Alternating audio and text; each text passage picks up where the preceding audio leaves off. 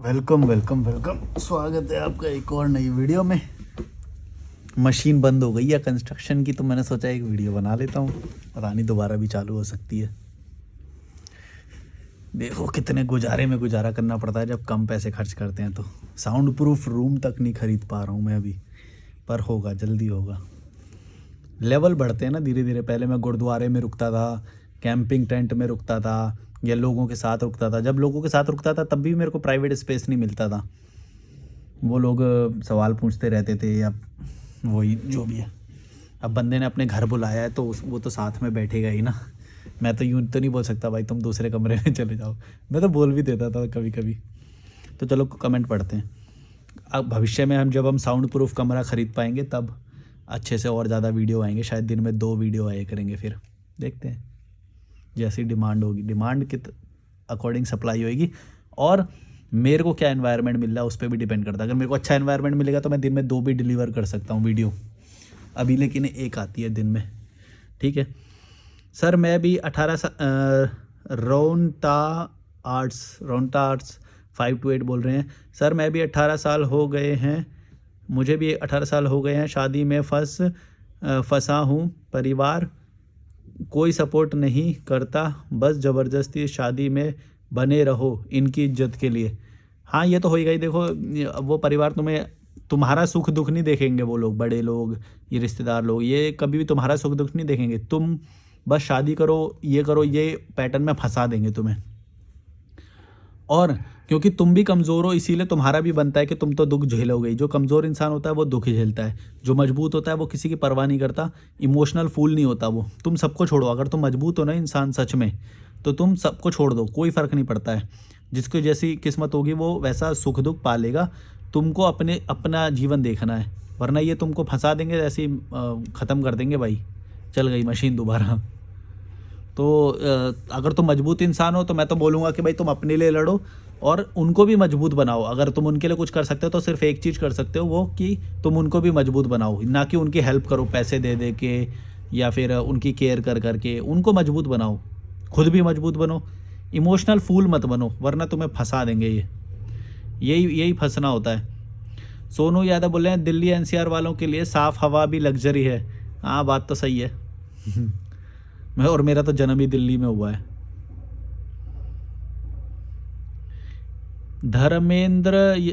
धर्मेंद्र जाटव 4070 बोल रहे हैं इम्प्लीमेंट करने के लिए पहले जानना तो पड़ेगा कि हमको क्या है। तुम कह रहे हो जानो मत, क्या लॉजिक है? ये समझ में नहीं आई मुझे हिंदी, पर हाँ इम्प्लीमेंट करने के लिए जानना तो पड़ेगा। तो जानना मतलब क्या? मतलब गोबर भरा हुआ है क्या तुम्हारे दिमाग में कि जान नहीं पा रहे हो, या फिर 200-300 साल लगेंगे जानने में? क्या मर जाओगे तब जानोगे? हैं इतनी से मतलब तुम्हें बात समझ में नहीं आ रही है कि क्या चीज़ें अवॉइड करनी है, क्या चीज़ें वो करनी है? क्या 200-300 साल हैं क्या तुम्हारे पास? अरे भाई थोड़े से साल हैं। इमोशनल मैनिपुलेशन और इसमें ही अटक के रह जाओगे। और इतना टाइम नहीं होता है कि अभी तुम जानोगे, फिर समझोगे, फिर इम्प्लीमेंट करोगे। इतना टाइम नहीं होता भाई, समझ गए? हाँ, और अगर है तुम्हारे पास तो करो। फिर तुम इम्प्लीमेंट करने के लिए जानना पड़ता है तो जान लो। फिर भड़ोए दिमाग नहीं है क्या? थोड़ा सा टाइम है तुम्हारे पास, ज़्यादा इम्प्लीमेंट करने से पहले जाननी पड़ेगी तो जान ले। फिर दिमाग नहीं है कि इतना टाइम नहीं है तुम्हारे पास। तुरंत लो फैसले, तुरंत करो, भाड़ में जाए। जो कीड़े मकोड़े हैं साइड करो। इतना टाइम नहीं है। जीवन का भी सोच रहे हो कि पहले ये करेंगे, फिर वो करेंगे, फिर वो करेंगे, फिर वो करेंगे। इतना नहीं होता है टाइम। भड़वो ये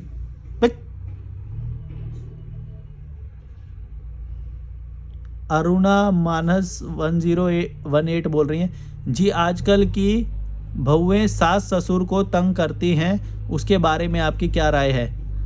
सभी सबको तंग कर रहे हैं, मैं किसी के बारे में क्या राय दूं भाई? तुम कीड़े मकोड़े हो, तुम्हारा जीवन ही दुख में है। यार ये मशीन तेज हो गई। तुमको आ रही है क्या आवाज़ मशीन की?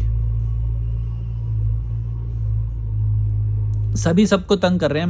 मैं किसी के बारे में क्या राय दूं? मैं तो ये जो शादी है ये रिश्ता ही इनऑर्गेनिक लगता है मुझे तो। प्राकृतिक तो है नहीं है ये रिश्ता, समाज के द्वारा बनाया गया सामाजिक रिश्ता है ये तो दुख तो मिलना जायज़ ही है इसमें, और तुम्हें मिलेगा ही। और कीड़े मकोड़ा का बनता भी है यार, दुख झेलने के लिए ही बने हो तुम। कीड़े मकोड़े तुम करोगे क्या? तुम्हारी औकात ही यही है। दुख में ही मरोगे तुम। सोचते हो कि 200-300 साल हैं, 40 में रिटायर होंगे, 40 में रिटायर होंगे, 50 में रिटायर होंगे, पहले फाइनेंशियल फ्रीडम के लिए काम करेंगे। भड़वो, इतना टाइम है क्या तुम्हारे पास? मर जाओगे, एनर्जी नहीं बचेगी। इतना टाइम नहीं है। कभी सोच रहे हो? दिमाग नहीं है, पता नहीं क्या सोच के बैठे हुए हैं। और फिर अपने आप को ज़्यादा दिमागदार भी समझ। अबे भाई, तुम अगर इतने दिमागदार हो तो तुम मेरे को क्यों, मेरा चैनल क्यों देखोगे? पहले ये बताओ। अपना चैनल बना लो ना, मेरे से ज़्यादा दिमाग है तो। या थोड़ा सा तो पोलाइटनेस रखो कि भाई मैं भी कुछ जानता हूँ, और है तो फिर अपना चैनल बनाओ। Make me watch your channel, मुझे तुम्हारा चैनल देखना पड़े, ऐसा कुछ काम करो। बकवास मत करो। बकवास कोई भी कर सकता है, ठीक है? आओ मैदान में, आओ चैनल बनाओ। जब 4 गालियां पड़ेंगी ना, तब पता चलेगा तुम्हारा कितना असली ज्ञान है। फ्लो में जब मैं ये सब बोल रहा हूँ तो कोई एक लाइन को पकड़ के, तुम ऐसे तो कुछ भी बोल दोगे, एक लाइन को पकड़ के कुछ भी, मैं क्या करूँगा उसमें? हैं? एक लाइन को पकड़ के किसी के क्रिटिसिज्म कर देना, ये कोई वो होती है? मैं फ्लो में बोल रहा हूँ, 40-40 मिनट की वीडियो बनाता हूँ, उसके अंदर कुछ कैसा क्या निकल जाएगा? किसी की व्याख्या कैसी कर दोगे तुम? कुछ भी कर लो, मेरे को तो पता भी नहीं तुमने किस रेफरेंस में बोला ये बात। इम्प्लीमेंट करने से पहले जानना तो पड़ेगा क्या बोल रहे हो, मेरे को तो कुछ पता नहीं है। तुमने क्या देख लिया, क्या बोल कर लिया? मैं तो अपना चैनल बनाओ, ढंग से बताओ उसमें, तब पता चलेगी कितना ज्ञान है तुम्हारे अंदर। भड़वो, एक एक लाइन पकड़ के आ जाते हो क्रिटिसिज्म करने। यहाँ पे मत दिखाना अपनी ज्ञानपंती ज़्यादा, तुम्हारे ज्ञान के लिए नहीं बैठा हूँ मैं यहाँ पे। सिद्धि सावित्री बोल रही है, वेद उपनिषद का यथार्थ ज्ञान है आपको? देखो, मैं ऐसे तो नहीं मानता। मैं मानता हूँ कि भाई मैं नॉर्मल जो चीज़ें हैं, जो मेरे को लाइफ को सरल बनाने के लिए हैं, मेरे को दिन में ज़्यादा परेशानी ना आए उसके लिए है, अच्छे लोग मिले उसके लिए है, उतना ज्ञान मेरे को है। ज़्यादा गलत ना खाऊं खाना, मैं अच्छा खाना खाऊं, इतना ज्ञान है मेरे को, हैं? अच्छा सोने को मिले, मुझे हाइजीन वाला एक जगह मिले, वो है मेरे पास। अभी साउंड प्रूफ नहीं है, पर कल एक और दूसरा हॉस्टल है, उसमें शिफ्ट हो जाऊंगा, वहाँ पे साउंड प्रूफ भी रहेगा।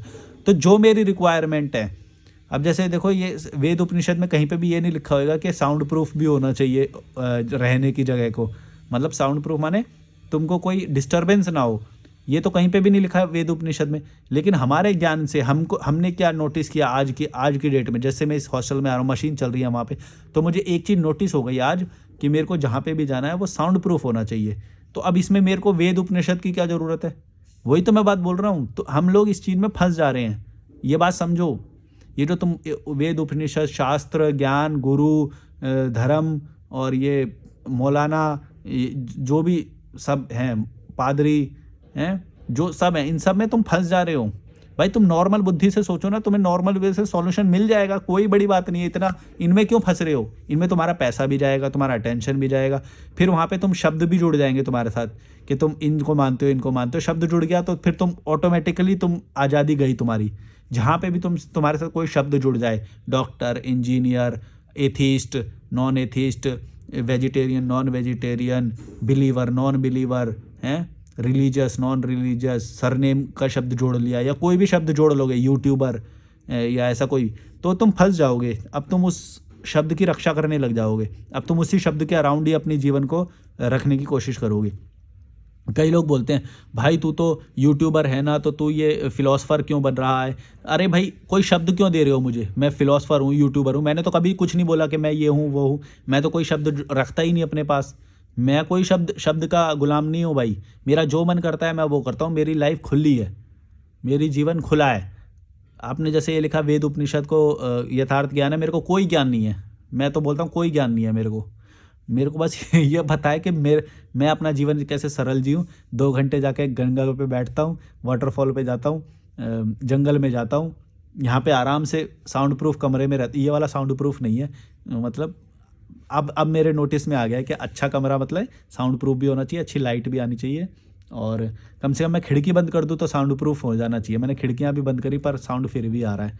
तो अभी तो मशीन बंद हो गई है, अभी नहीं आ रहा है। पर सोचो कि यही तो सारी चीज़ें हैं जो हमें कंफर्ट महसूस कराएगी। चार्जिंग का प्लग मेरे यहाँ पे ये लगा हुआ है, ये देखो चार्जिंग ये लगा हुआ है, यहाँ पे चार्जिंग होनी चाहिए, लाइट होनी चाहिए, पंखा होना चाहिए, वेंटिलेशन होना चाहिए, सूरज की रोशनी आनी चाहिए, यही तो है, पीने का पानी अच्छा होना चाहिए, वॉकेबल डिस्टेंस होना चाहिए, मैं मज़े से वॉक करके चला जाऊँ कहीं पे भी, ये है। इसके ये सारी चीज़ें उपनिषद में लिखेंगी, इसकी ज़रूरत पड़ेगी अब हमें इस चीज़ के लिए? मतलब हमारे दिमाग में गोबर भरा हुआ है क्या? यही तो मैं बोल रहा हूँ, हमारे दिमाग में गोबर नहीं भरा हुआ है, हमें इन सब चीज़ों की ज़रूरत नहीं है। या फिर जिन देशों में ये चीज़ है ही नहीं, क्या उन लोगों को ये सारी चीज़ें नहीं पता? जो तुम बोलते हो वास्तुशास्त्र में ये लिखा हुआ है कि इजीली ये, अरे भाई जहाँ पे वास्तुशास्त्र नहीं लिखा गया, क्या उनको ये सब ज्ञान नहीं है कि हवा आनी चाहिए, सूरज की रोशनी आनी चाहिए, इस दिशा में होना चाहिए, उस दिशा में होना चाहिए? वो लोग अच्छे से नहीं जी रहे हैं, मतलब वो दुख में है। वास्तुशास्त्र के अकॉर्डिंग उन्होंने घर नहीं बनाया तो है, पढ़ो, दिमाग नहीं है इतना। न्यूमरोलॉजी, ये बोलॉजी, वो लॉजी, ले लॉजी,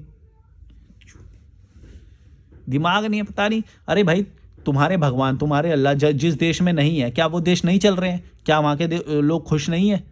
क्या हमसे ज़्यादा मज़े करते हैं वो लोग?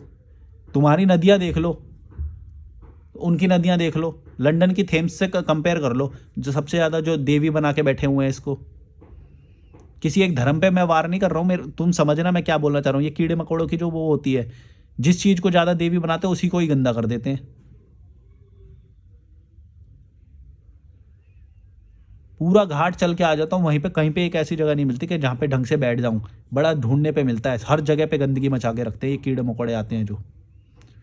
और लंदन की थेम्स देखो, वो कुछ नहीं मानते हैं, वो बस फॉलो करते हैं रूल को, जो प्रैक्टिकल रूल है कि भाई कचरा नहीं डालना है, कुछ नहीं डालना है। ये तो प्लास्टिक तक डाल देते हैं उसके अंदर।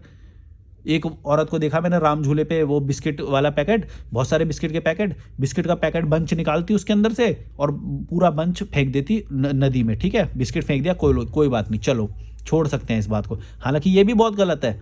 फिर जो प्लास्टिक का पैकेट है उसको भी गंगा में फेंक दे रही और राम झूले पे फेंक दे रही, और राम झूले पे फेंकेगी तो हवा से फिर दोबारा गंगा में वो ही जा रहा था।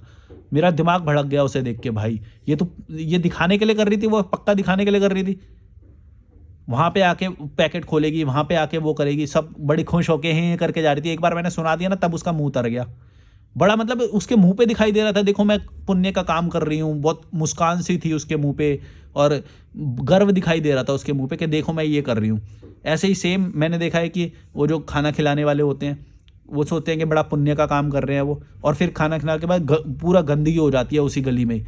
जिस गली में सबसे ज़्यादा पुण्य का काम हो रहा है वो गंदगी उसी गली में होती है। बताओ भाई, एक दुकानदार जब खाना खिलाता है वो जिम्मेदारी लेता है कि डस्टबिन में कलेक्ट करेगा वो, ऐसे नहीं कि गली में फेंक सकता है वो। और तुम ये जो पुण्य करने वाले होते हो भाई साहब, जहाँ पे फ्री में खाना खिल रहा होता है देखना तुम जरा, कोई जिम्मेदारी नहीं लेते। ये पूरा सड़क पे उड़ उड़ के जा रहा होता है, पूरा गली में पूरे रोड पे फैल जाता है वो खाने के जो पत्तल वत्तल होते हैं सब। ये होते हैं पुण्य करने वाले लोग। ये सिर्फ अपना अपना पुण्य, अपना अपना पाप हटा लेंगे, उनको खाना तो खिला ही दिया ना, अब हमारी क्या जिम्मेदारी है भाई? पर्यावरण की जिम्मेदारी करना तो एमसीडी की है, एमसीडी करे, हम थोड़ी करेंगे।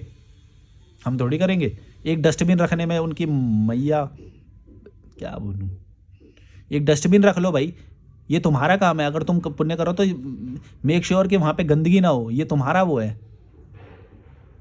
तुम तो जानबूझ के वो करते हो क्योंकि तुम्हारे लिए है ही नहीं इम्पोर्टेंट वो। बड़ा वो आता है भाई, ये कीड़े मकोड़ों को जो खाना खिलाते हैं ना, ये लोग कीड़े मकोड़े पाल रहे हैं।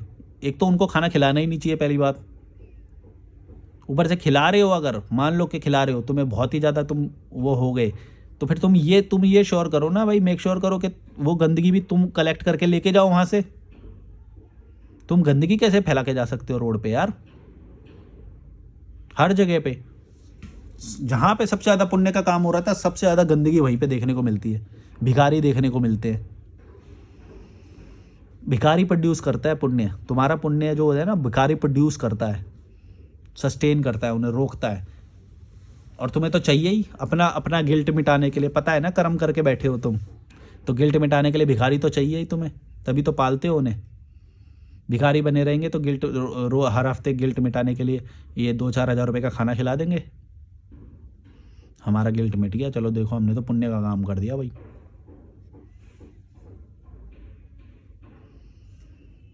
पुण्य का काम करने वाले सबसे भड़वे लोग हो सकते हैं, ये बात याद रखना। होते हैं तभी तो होते हैं, हो सकते नहीं, होते हैं। इनको ज़्यादा उस नज़र से मत देखना कि देखो देखो ये तो खाना खिलाते हैं, देखो ये तो वो करते हैं। अरे भाई, किसी के ढंग से हेल्प कर दो, किसी को 2-4 अच्छी सलाहें दे दो कि भाई जीवन में वो कुछ कर सके या वो कर सके। वो नहीं करेंगे। अपने जो बिजनेस अगर कोई कर रहा होता है ना, अपने तो मजदूरों का वो चूस लेंगे एकदम भाई, वो मतलब पूरा उसको चूस लेंगे, सुबह से शाम तक काम कराएंगे, 1 रुपया ज़्यादा नहीं देंगे, एक थोड़ा सा लेट आ जाएगा तो पूरे हाफ डे की सैलरी काट लेंगे, फिर जाके पुण्य का काम करते हैं। मतलब एक तरफ से तो चूस रहे हैं उन्हें और दूसरी तरफ से वो खाना जाके खिलाते हैं उन्हें। देख लो तुम कहाँ पे प्रताड़ना, कहाँ पे शोषण नहीं होता मजदूरों का या फिर निचले लेवल पे जो काम करते हैं, और वही लोग फिर जाके खाना खिलाते हैं।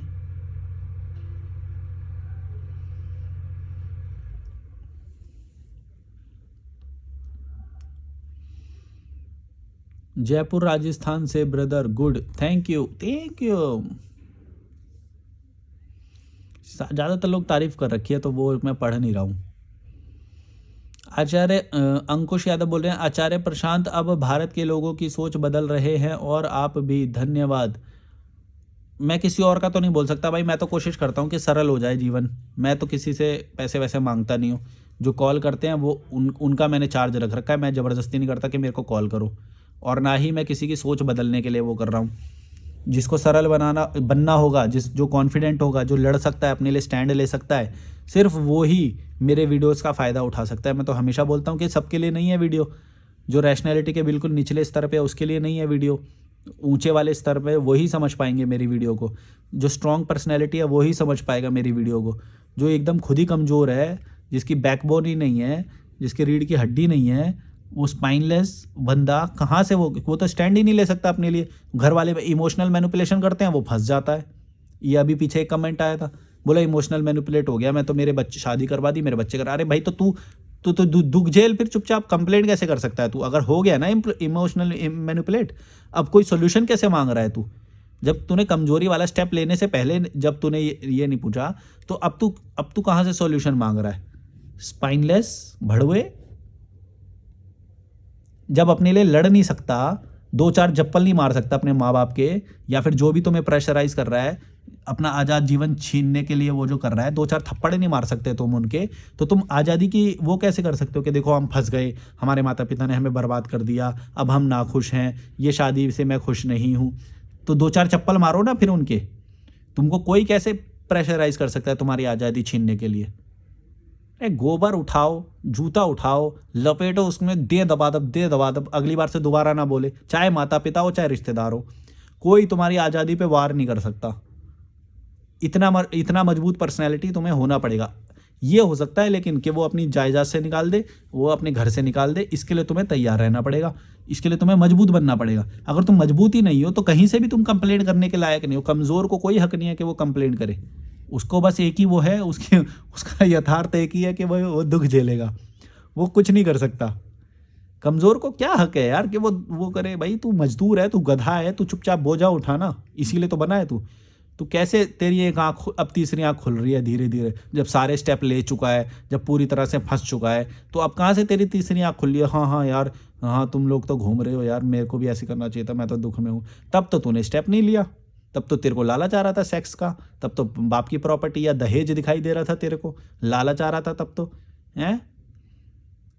तब तो जूते नहीं बजाए तूने अपने माँ बाप के मुंह पे, तब बजाने चाहिए थे ना। तब तो सारे सुख भोग लेंगे, हैं?